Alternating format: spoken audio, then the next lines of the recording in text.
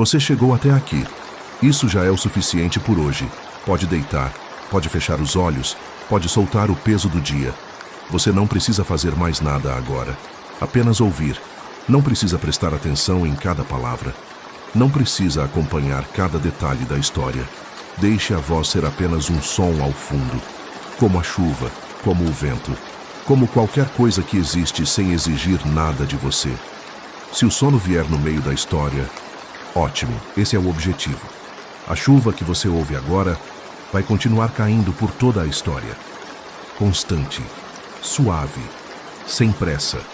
Deixe ela cobrir o silêncio ao redor de você. Esta noite, você vai ouvir sobre o momento em que seres celestiais decidiram descer para a Terra. E o que nasceu dessa decisão foi tão monstruoso, tão impossível de conter, que Deus precisou destruir o mundo inteiro para acabar com eles. O mundo antes do dilúvio, Gênesis 6, 3 versículos, que abrem uma das passagens mais perturbadoras de toda a Bíblia, e que a maioria das pessoas lê rápido demais para entender o que está dizendo. O mundo tinha crescido. Adão e Eva haviam tido filhos. Esses filhos haviam tido mais filhos. E por gerações, a humanidade havia se espalhado pela terra. E então o texto diz algo inesperado. E aconteceu que quando os homens começaram a multiplicar-se sobre a face da terra, e lhes nasceram filhas, os filhos de Deus viram que as filhas dos homens eram formosas, e tomaram para si mulheres de todas as que escolheram. Os filhos de Deus viram as filhas dos homens, e as tomaram.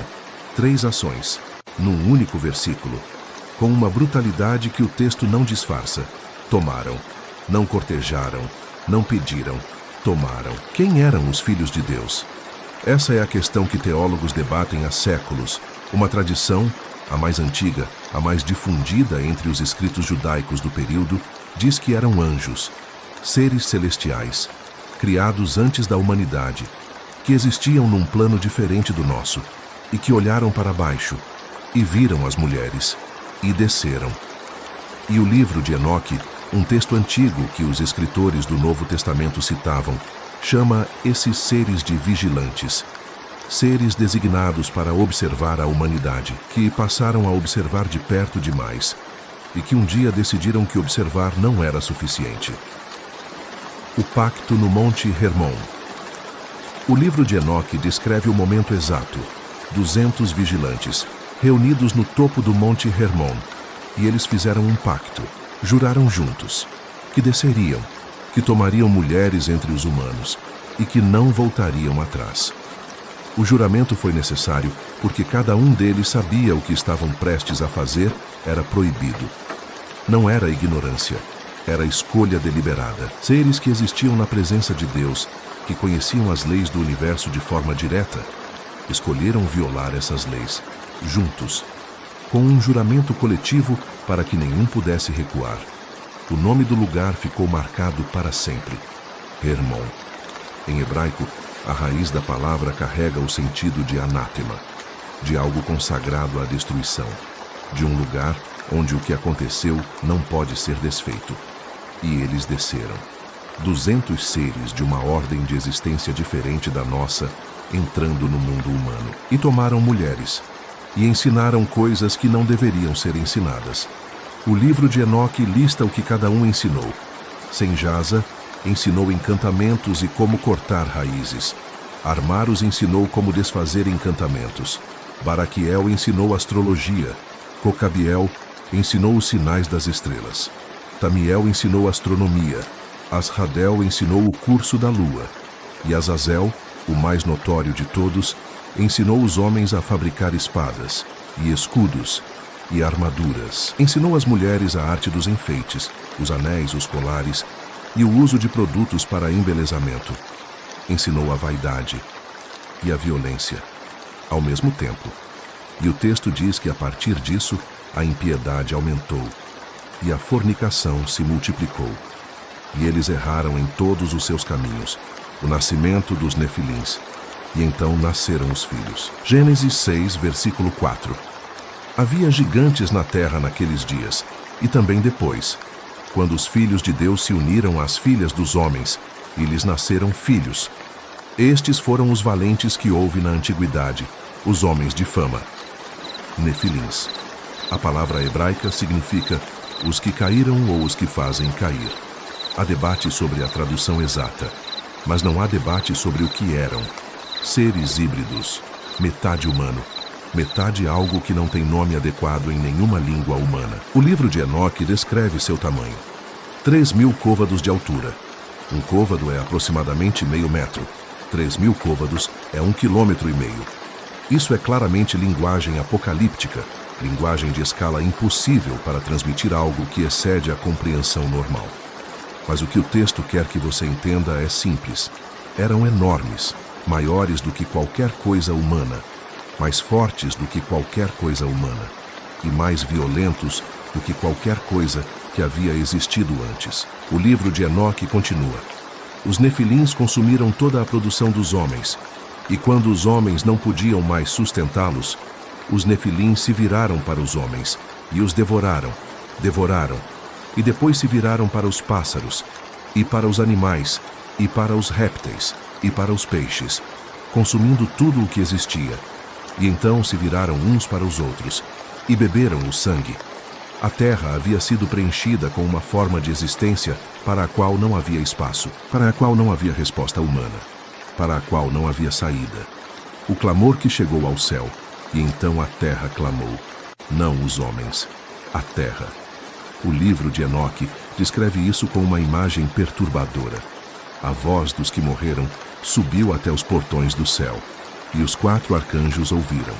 Miguel, Uriel, Rafael, Gabriel, 4 dos anjos mais poderosos da hierarquia celestial.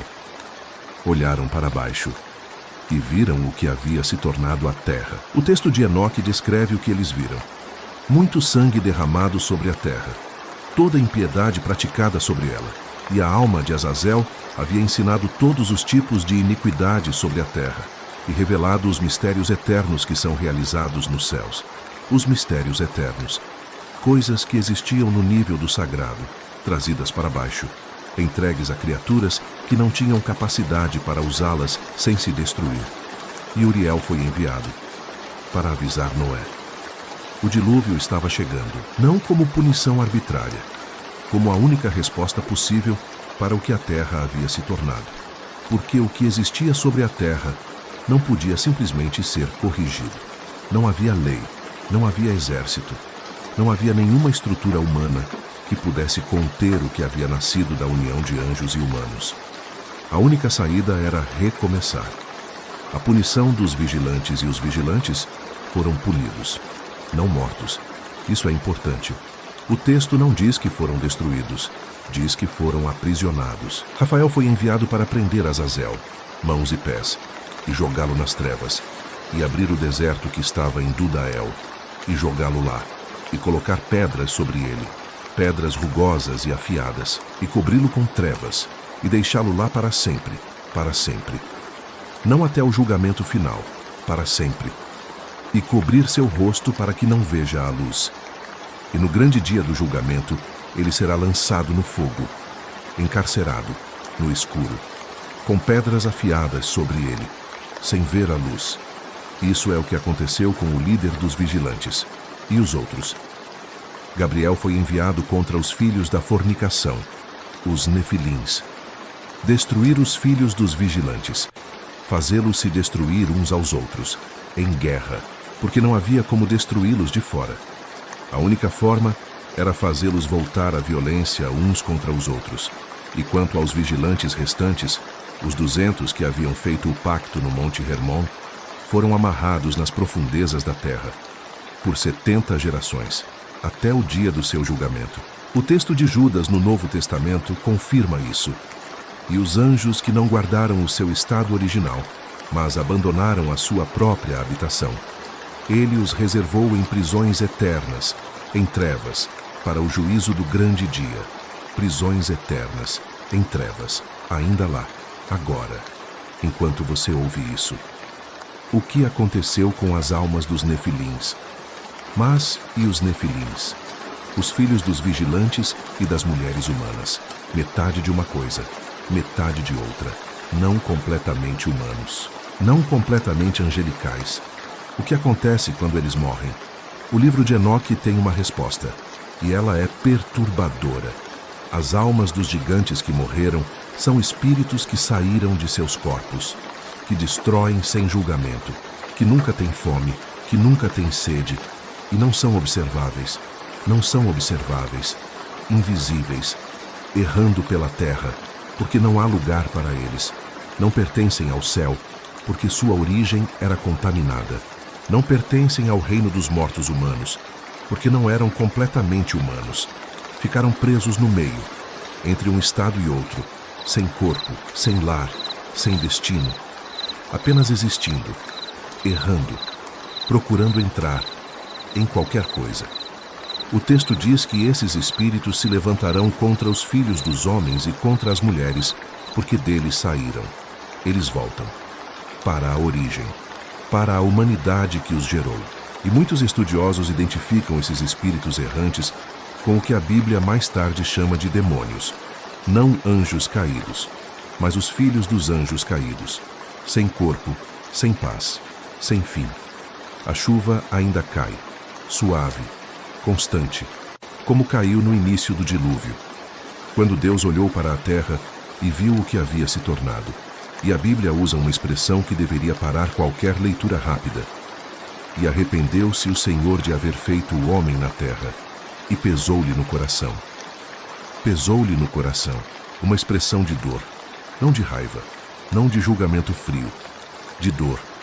O que havia sido criado para uma coisa havia sido torcido em outra. O que havia sido plantado com intenção havia sido contaminado por algo de fora. E a resposta foi a água, cobrindo tudo, apagando tudo, exceto o que sobrou dentro de uma arca. Mas os vigilantes continuam presos, nas profundezas da terra, em trevas, esperando.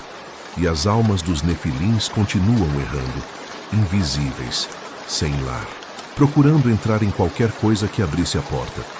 O dilúvio não acabou com eles, só encerrou uma era. Deixe a chuva continuar, deixe os pensamentos desacelerarem. Inspire, expire. Se o sono vier, deixe que ele venha. Mas se em algum momento da noite você acordar e sentir algo que não consegue nomear, lembre-se do que o texto diz sobre as almas dos nefilins. Não são observáveis, mas estão aqui. Boa noite.